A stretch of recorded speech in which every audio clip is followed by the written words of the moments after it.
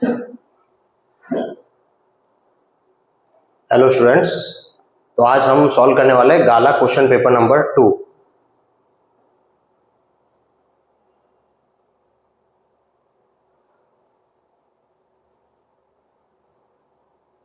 सो first question में दिया है 3 resistors of resistance 5, 10 and 15 ohm are connected in parallel connection. कौन सा कनेक्शन लगाया है? पैरेलल कनेक्शन है। Then the equivalent resistance of the circuit would be what?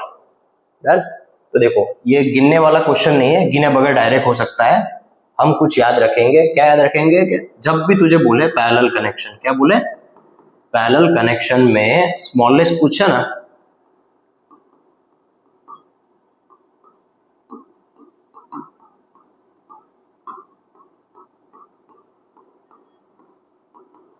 क्या बोला? पैरेलल कनेक्शन में जो छोटा वाला रेजिस्टर होगा उससे भी छोटा आंसर मिलने वाला है। तो क्या सीन आ रहा है? 5 ओम, 10 ओम एंड 15 ओम। जब हम इन तीनों का पैरेलल कनेक्शन करेंगे तो फाइनल आंसर छोटे वाले से भी छोटा मिलेगा। डन? तो हमारा आंसर रहेगा लेस देन 5 ओम। डन? सिमिलर एक और क्वेश्चन देखते हैं। अगर सीरीज कनेक्शन होता तो कैसा होता? अगर पूछा होता यही क्वेश्चन में, यहाँ पे सीरीज होता, अगर सीरीज होता तो जो बड़ा वाला होगा रजिस्टर उससे भी बड़ा आंसर आएगा, यानी कि 5 ओम, 10 ओम, 15 ओम। तो हमारा आंसर कैसा रहेगा? बिगेस्ट से भी बिगेस्ट वाला, है ना? तो होता higher than 15 Om. Done?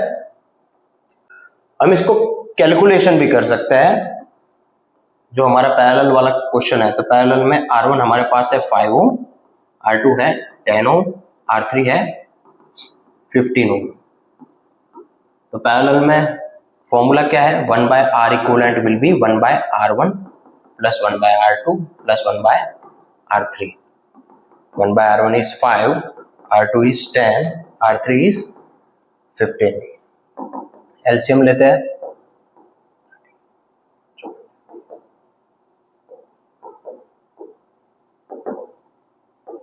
Eleven by 30 हमारा 1 बाय R आ रहा है।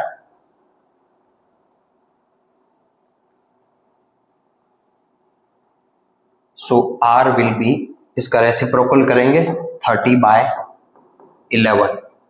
ठीक है, तो आंसर कितना रहेगा? 30 बाय 11।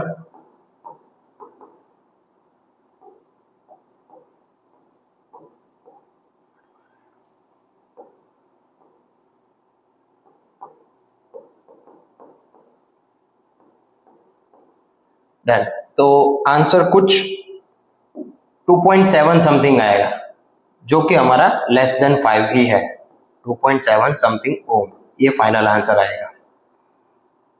तो ये जो क्वेश्चन था, इसमें कैलकुलेशन करने का जरूरत नहीं था। हमें सिर्फ इतना पता होना चाहिए कि पैरेलल में स्मॉलेस्ट से भी स्मॉल आंसर मिलेगा, सीरीज में बड़े वाले से भी बड़ा आंसर मिलेगा। Next question, Mahesh has no match box. Mahesh के पास मैच बॉक्स नहीं है। Want to burn a paper, paper जलाना चाहता है। What can be used at day time? दिन के समय में हम क्या कर सकते हैं कि मैच बॉक्स जलाया जा सके? डन? तो हमारे पास पहले ऑप्शंस देखते हैं, उसमें से क्या पता चलता है? Rectangular glass slab. Glass slab से तो हम रे को फोकस ही नहीं कर सकते, तो उसको तो यूज ही नहीं कर पाएंगे। दूसरा है कॉन्वेक्स मिरर। कॉन्वेक्स मिरर तो डाइवर्जिंग मिरर है, तो उसको भी यूज करके हम फोकस नहीं कर पाएंगे। दूसरे बच रहे दो, concave mirror and convex lens. चलो देखते हैं क्या सीन होगा। सबसे पहले कॉन्वेक्स लेंस देखते हैं।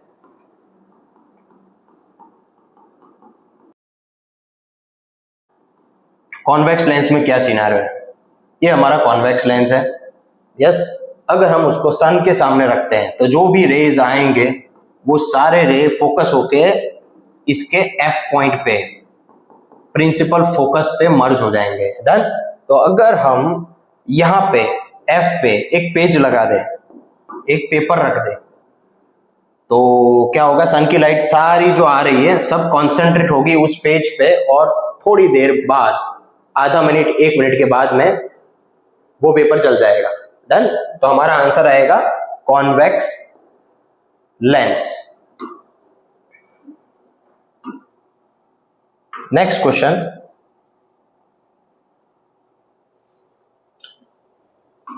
What is the least distance of distinct vision for a young adult. याद रखने वाला क्वेश्चन है। लीस्ट डिस्टेंस को हम बोलते हैं नियर पॉइंट। क्या बोलते हैं?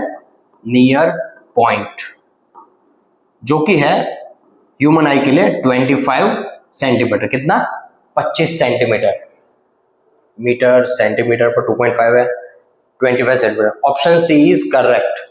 अगर थोड़ा बहुत चेंजेस आ सकता है तो हमको यूनिट्स भी देखना है। डायरेक्ट 25 आंसर टिक नहीं करना है।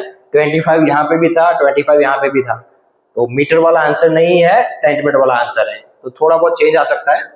जैसे कि अगर मीटर में पूछा हो तो क्या करेंगे? 25 इंटू 1 सेंटीमीटर कितना होता है? तो क्या देख, 1 मीटर में 100 सेंटीमीटर होता है, तो 100 को नीचे दे दे यहाँ पे, तो 1/100 तेरे को क्या मिलेगा? कुछ नहीं, तो 1 तो है ना यहाँ पे सेंटीमीटर, तो ये क्या मिलेगा? 1 सेंटीमीटर इक्विवेलेंट टू 1/100 मीटर। तो हमने सेंटीमीटर की जगह क्या लिखा? 1/100 मीटर। तो क्या मिलेगा? 0.25 मीटर। तो अगर ऑप्शन में ये होता 0.25 मीटर तो भी करेक्ट आंसर होता।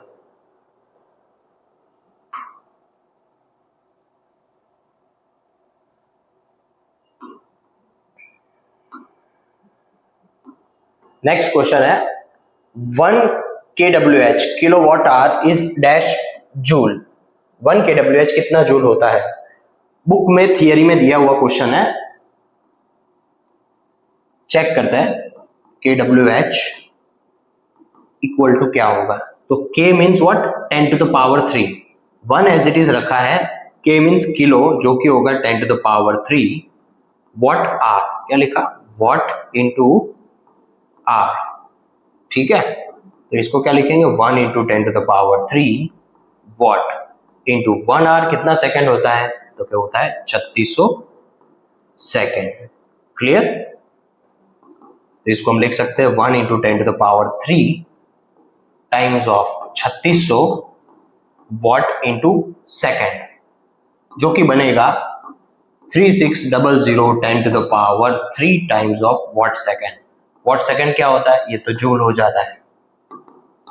तो ये क्या मिलेगा? 3.6 इंटू 10 टू द पावर, यहाँ पे 10 टू द पावर 3 था, यहाँ से हमने पॉइंट को खिसकाया 1 2 3, तो 3 ये था और 3 और आ गए, कितना हो गया? 10 टू द पावर 6। तो आंसर आएगा 3.6 10 to the power 6 joule. Correct answer. Next question है dash is the SI unit to measure the power of lens. Power of lens, ये क्वेश्चन में गलती होने का बहुत ज्यादा चांस। पावर पूछा है हमारे सिलेबस में, 10th के सिलेबस में पावर 2 जगह पे आ रहा है। एक पावर है इलेक्ट्रिसिटी में, दूसरा पावर है ऑप्टिक्स में। तो फर्स्ट पावर है इलेक्ट्रिक पावर। कौन सा? अगर इलेक्ट्रिक पावर पूछा होता तो हम क्या लिखते? उसका यूनिट था वॉट था। अगर इलेक्ट्रिक पावर पूछा होता तो यहाँ पे हमें पावर ऑफ लेंस पूछा है, यानी ये आंसर आने वाला नहीं है। क्लियर? तो आंसर क्या आएगा? हमें पावर ऑफ लेंस, उसका फॉर्मूला क्या है? 1/f। पावर क्या है? 1/f। उसका यूनिट है मीटर इनवर्स या फिर डायोप्टर। क्या है? डायोप्टर, या फिर उसका फुल फॉर्म भी आ सकता है डायोप्टर। तो लेंस के लिए पावर होगा डायोप्टर। ठीक है, वॉट नहीं आएगा। अगर इलेक्ट्रिक पावर पूछा होता तो वॉट आता।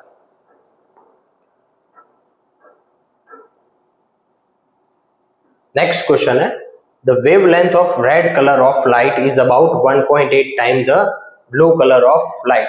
ट्रू और फॉल्स? ये स्टेटमेंट ट्रू है। देखते कैसे। याद रखना, wavelength of red is something 700 nanometre आता है, और वेवलेंथ ऑफ वायोलेट एक्चुअली में वायोलेट होता है, बट वायोलेट के आसपास ही ब्लू का आंसर आता है। तो वायोलेट का ब्लू का आंसर हम नियरली ले लेंगे 400 नैनोमीटर। एग्जैक्टली सेम नहीं है, बट नियरली आसपास ही है। तो ऐसा हम देख सकते हैं कौन ज्यादा है, लैम्बडा ऑफ रेड यानी वेवलेंथ ऑफ रेड कलर, इससे तो काफी ज्यादा है lambda of violet. Done. Approximately कितना ज्यादा है, ये 400 है, ये 700 है, 2 गुना से थोड़ा कम है यानी कि 1.8 हो सकता है। डन। तो हमारा आंसर क्या आएगा, ट्रू।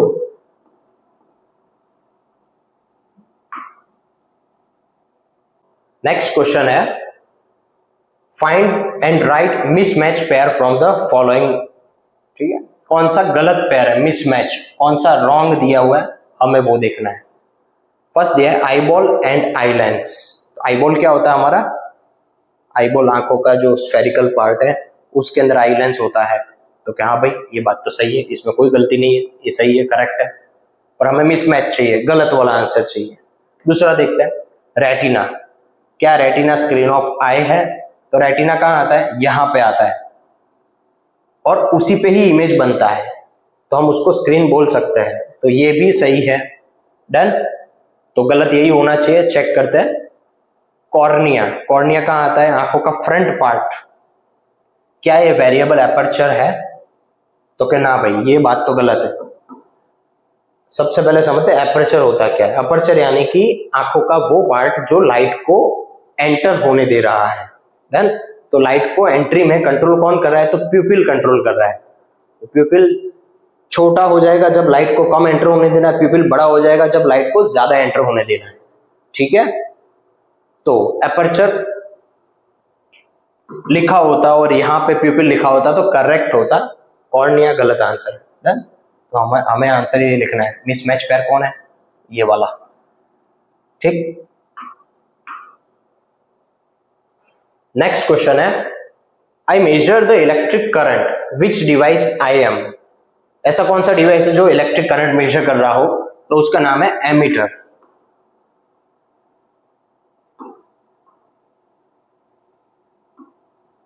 क्या नाम है, एमीटर। डन।